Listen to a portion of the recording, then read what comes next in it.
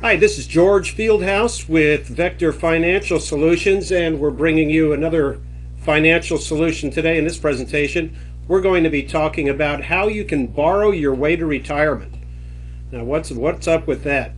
It's all about what your insurance agent never told you about permanent life insurance. There's three areas in life, three main areas where we transfer wealth away from ourselves without really thinking about it.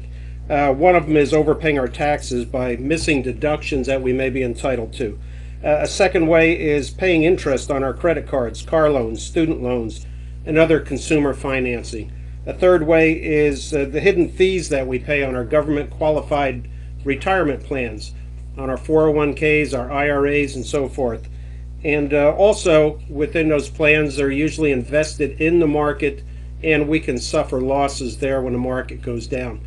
So those are all areas where we can transfer wealth away from ourselves. In this presentation today, we're going to be addressing two of those three ways. We're not going to be talking about taxes. That's saved for another presentation.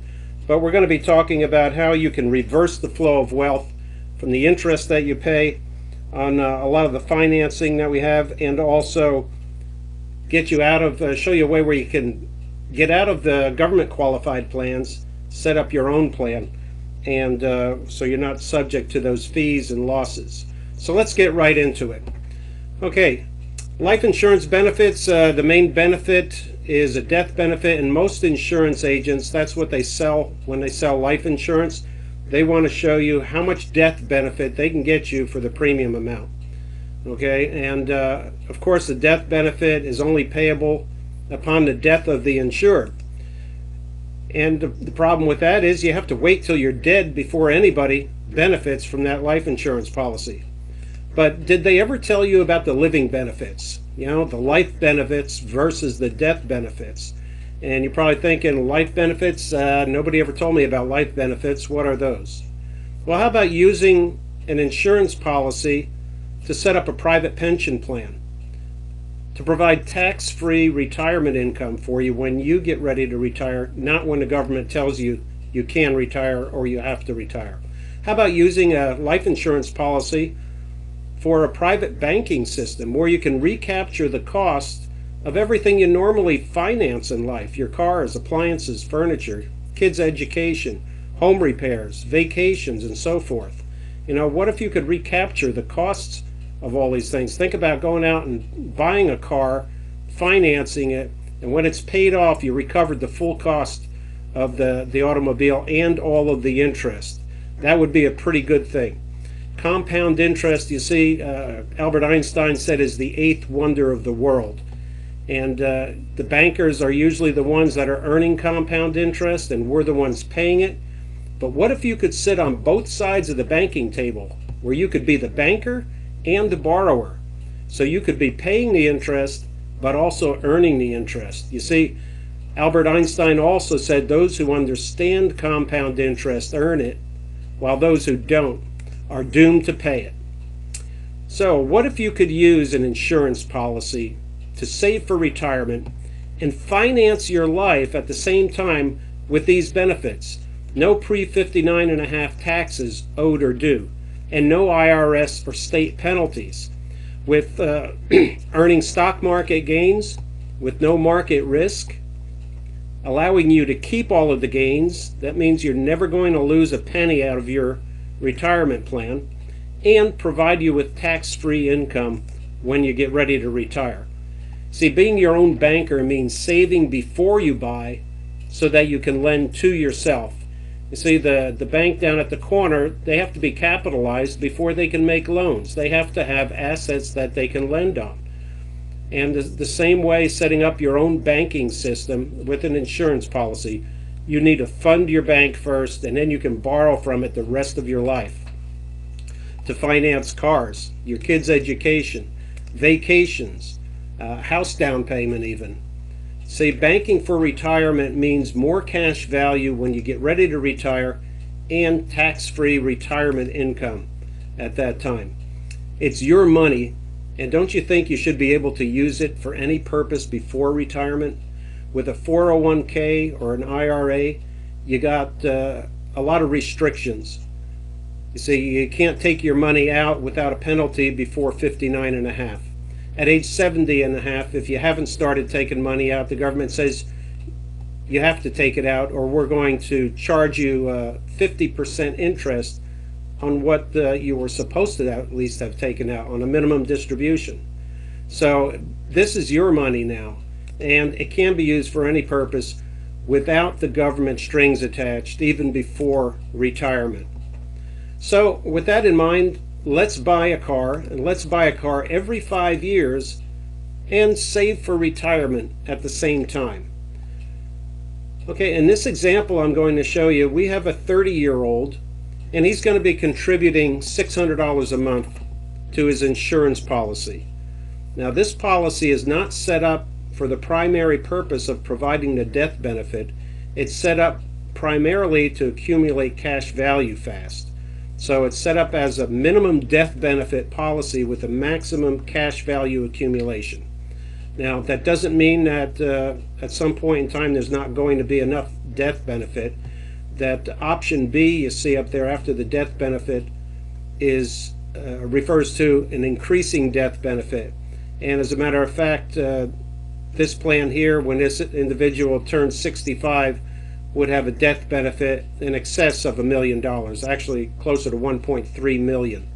Okay, because you can buy a whole lot more death benefit for $600 a month when you're 30 years old than $317,000. But again, this is set up for minimum death benefit, maximum cash value. So we're going to pay $600 a month for 5 years and then stop. Now, you may be putting $600 a month into an IRA or a 401k. Well, you just divert that money and put it into a plan like this.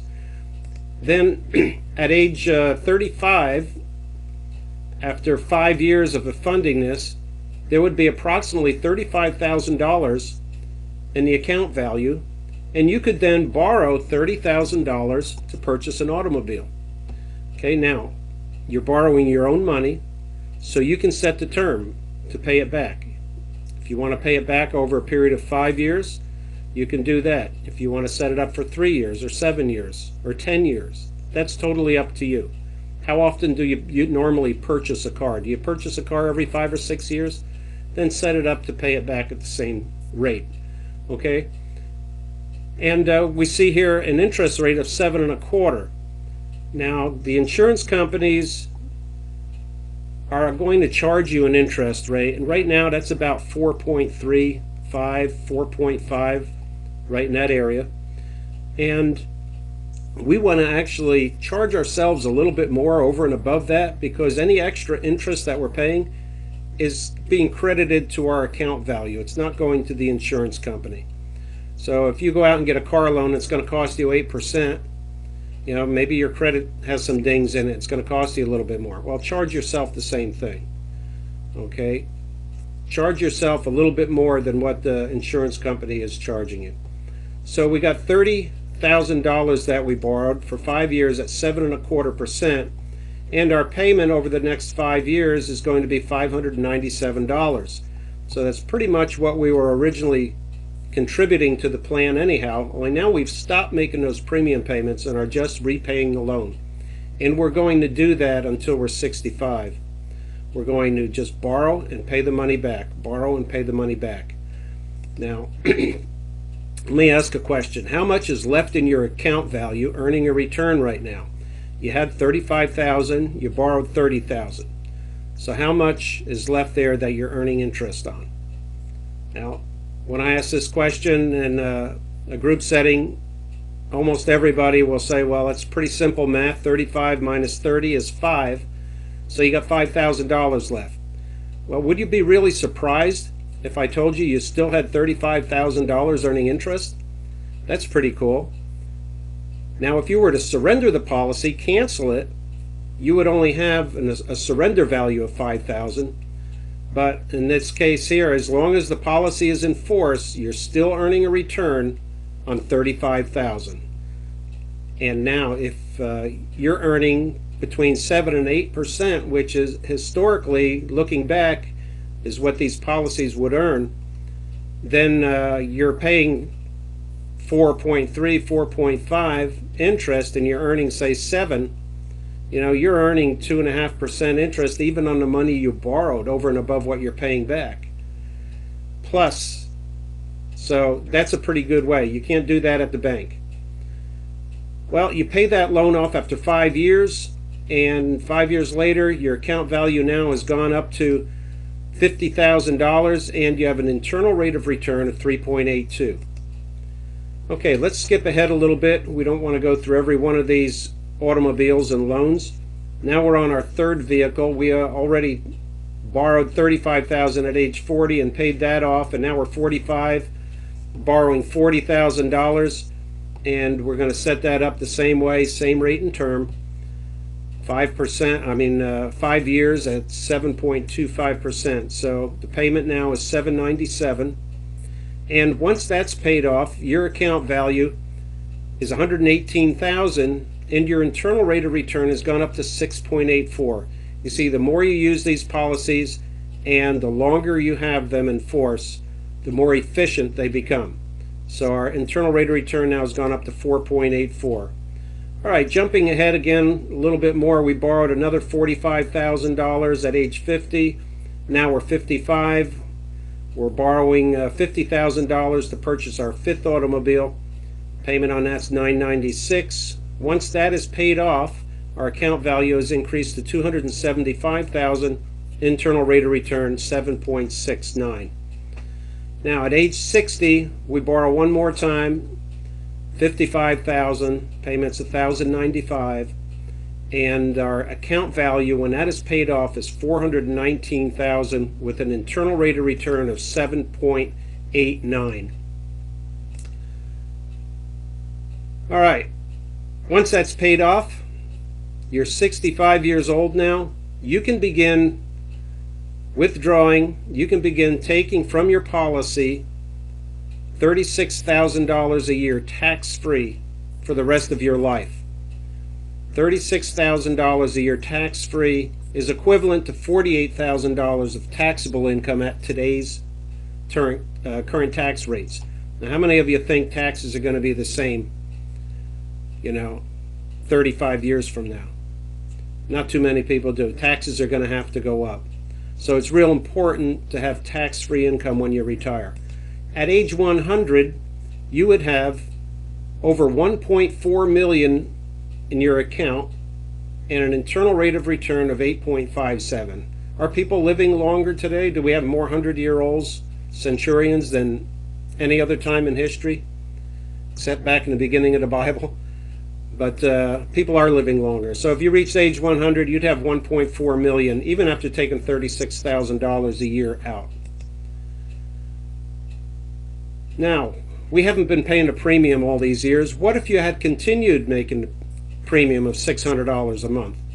Well, if you had continued making that premium payment of $600 a month at age 65, you would have $1.3 million in your account, rate of return of 8.1, and you would have been able to take from that policy $120,000 a year in retirement income, tax-free. That's pretty good. Now, how can you take money from your policy tax-free? Well, you're not actually taking withdrawals. You're borrowing money every year and not paying it back. These are loans that you're taking from your policy each year, and since it's a loan, there's no tax on it, but you never pay them back. But because of the arbitrage, because you're earning more on the return historically than what the interest rates are, you're still earning a positive rate of return on these policies. At age 100, you would have $5.3 million with an internal rate of return of 8.9, and $120,000 a year is equivalent to $184,000 in taxable income. So $5.3 million at age 100. Now, how does this work? Why do these policies work so well? Well, indexed life, we call it the interest protector. Let's say you had $450,000 in your account. First of all, your principal is 100% guaranteed. You're never going to lose a penny because the market took a dive. So if the market goes up 10%, you're going to capture that increase, and your account value now is $4.95, and it gets locked in there. All of your gains, you never lose anything. All your gains are locked in. Well, what happens if the market crashes and goes down 40%? And that was the average investor loss between 2000 and 2002 with the dot-com bubble burst. A lot of people lost 40% or more. Well, you're still locked in at $4.95. You didn't lose anything. Meanwhile, your neighbor may have been invested in the market with his 401k in mutual funds, and he suffered a 40% loss. His account value now has dropped down to $297,000.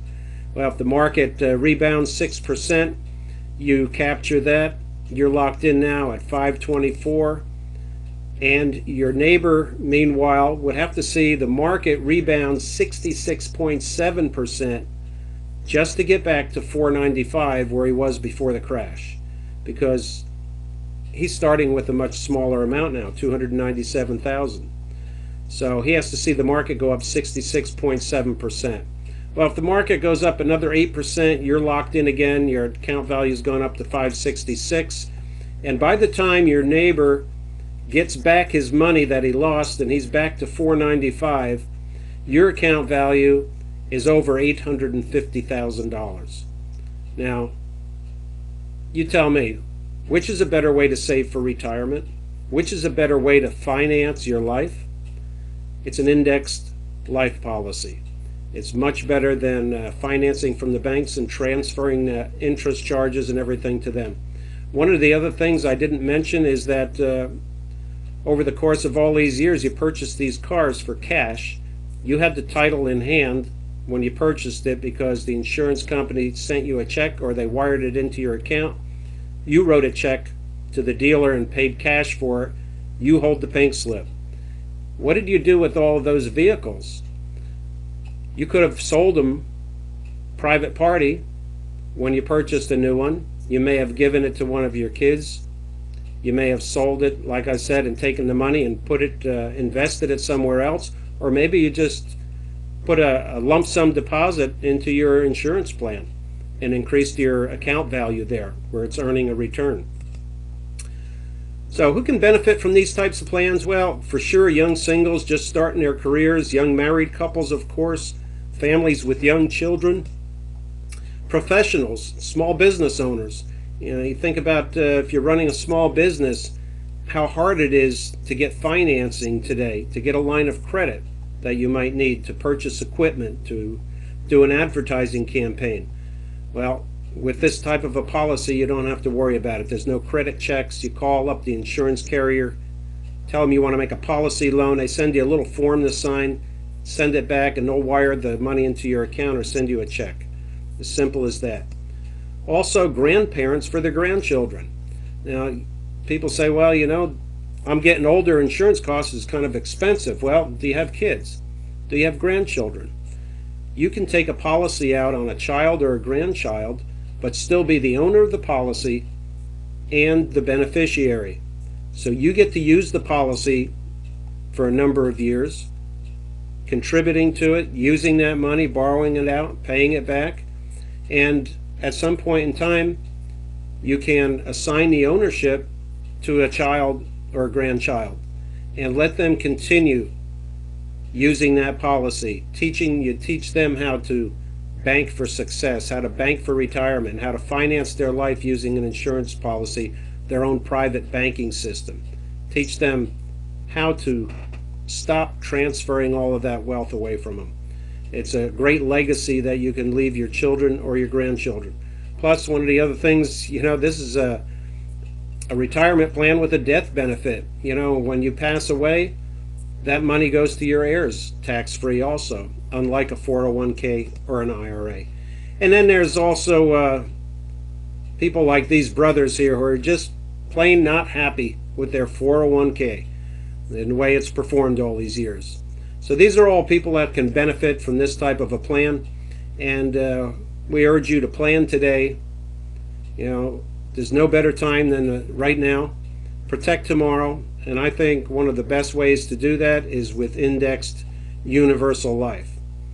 John Maynard Keynes, who's the founder of Keynesian economics, said the difficulty lies not in the new ideas, but in escaping from the old ones. We're so used to doing things the way we've done them that it's hard to make changes. But if you keep doing what you've always done, you're going to keep getting what you already got. So that's it for today's presentation. This is my information here. Please, if you have any questions, give me a call. I'll be happy to sit down with you and see how this plan would work for you. And again, my name is George Fieldhouse, Vector Financial Solutions, where we'll help you create, build, and protect wealth for life.